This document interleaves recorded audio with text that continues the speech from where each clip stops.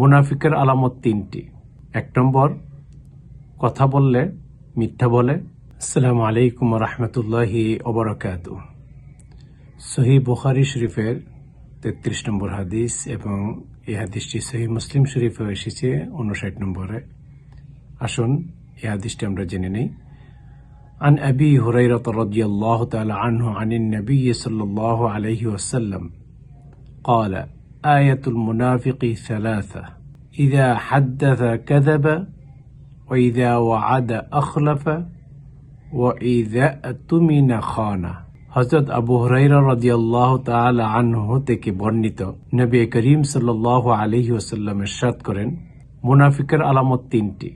1 নম্বর, কথা বললে মিথ্যা বলে। 2 নম্বর, ওয়াদা করলে ভঙ্গ করে। 3 নম্বর, তার নিকট আমানত রাখলে খেয়ানত করে। এই আলোচ্য হাদিসে মিথ্যাচারকে মুনাফিকের আলামত বলা হয়েছে।